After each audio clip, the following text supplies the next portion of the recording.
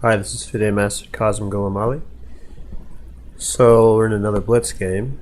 So we're starting out with a Sicilian.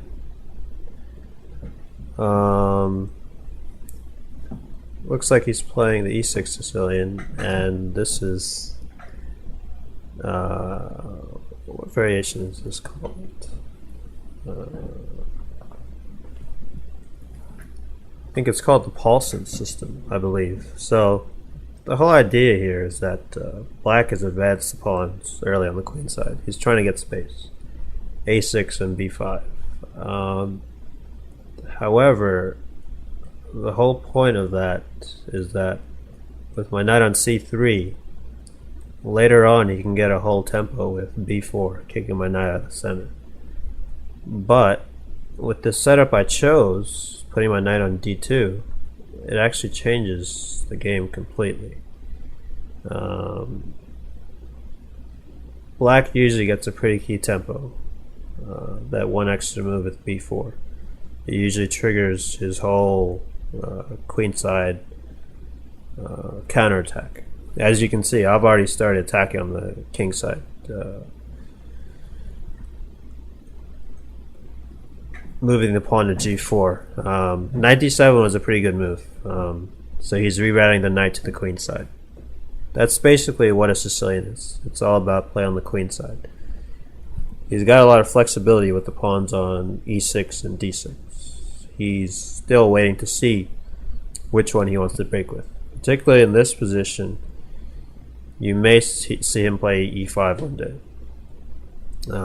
Before he plays pawn to e5, he might play pawn to g6 to keep my knight out of f5.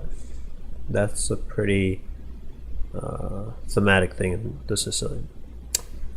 So I have a tough choice somewhat here. I can play f5 in this position and really try to break through on e6. I think he's going to play after f5 e5. That would make the most sense.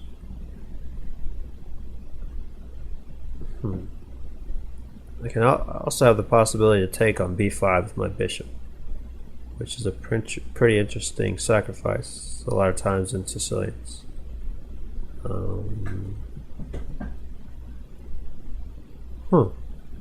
Queen f2 is actually a pretty interesting move also. It's kind of trying to set up my opponent. But it's actually not a bad move, as it is pretty pretty annoying. Although his knight on b6 doesn't really do that much. I was actually a little bit more worried about him playing knight c5. So now that the knight on b6 is kind of far away, I think I will play f5. I might even play f6 in this position. That's what I was thinking in my head after e5, because him taking the knight on d4 actually isn't so bad. I can recapture with my pawn on c3, and I have the open c-file. If I ever want to, I can push with d5, and the knight on c6 will be... I can win it back because of the pin on the queen. So it looks like I've kind of freaked him out. He played bishop f8. It was probably one of the worst moves on the board. So what I can do now is just play takes and play knight f5. So now my opponent has just allowed me to break through quite easily.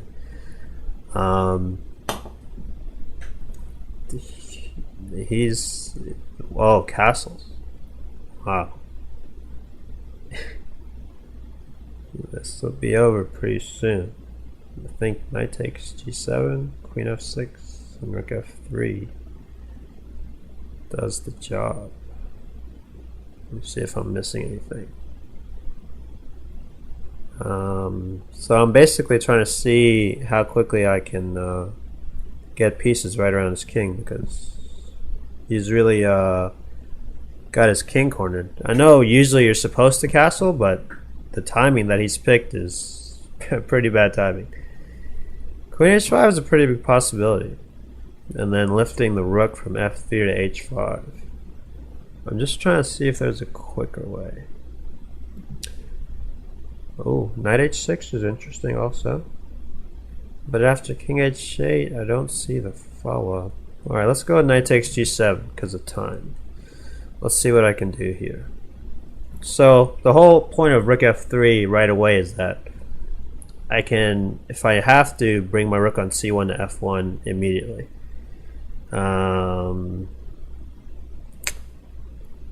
So if my rook gets to h3, he's very close to loss because there's nothing defending him on the king side anymore.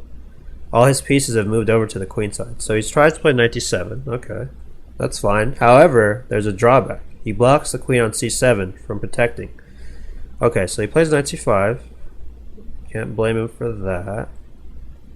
Okay, I think I just take and play rook f1. That looks to be pretty solid.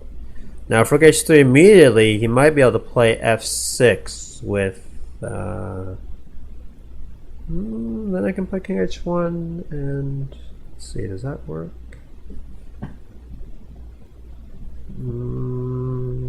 Let's see.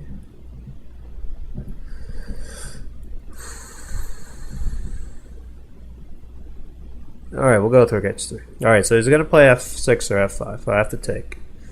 Alright, so I want to play at least king h1 and play rook g1 as quickly as possible. I'm running out of time, so I gotta think quick. Oh, does rook g3 to g7 just work that easily? I guess it does. Wow, that was a little too easy.